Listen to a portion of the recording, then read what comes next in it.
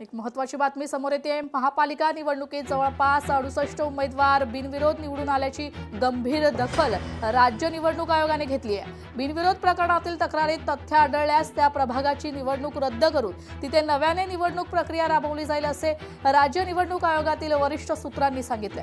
तिथे बिनविरोध निवडणूक झाली आहे तिथे संबंधित महापालिका आयुक्तांना स्वतंत्र चौकशी करण्याचे आदेश आयोगाने दिले। ठाणे आणि कल्याण डोंबिवलीतील उमेदवारांच्या बिनविरोध निवडीची चौकशी करावी। चौकशी पूर्ण होईपर्यंत निकाल जाहीर करू नये अशी मागणी मनसेचे नेते अविनाश जाधव यांनी सोमवारी राज्य निवडणूक आयुक्त दिनेश वाघमारे यांना भेटून केली आहे। या भेटीनंतर आयोगाने महापालिका आयुक्तांकडून अहवाल सादर करण्याच्या सूचना दिल्याचे जाधव यांनी सांगितले। दरम्यान बिनविरोध जागांवर प्रत्यक्ष मतदान घ्यावे आणि मतदारांना नोटाची संधी द्यावी अशी मागणी होती, परंतु नियमानुसार एकच उमेदवार असेल तेथे निवडणूक घेता येत नाही। न्यायालयाने आदेश दिले तरी अंमलबजावणी या निवडणुकीत होणार नाही असं सूत्रांनी सांगितलंय।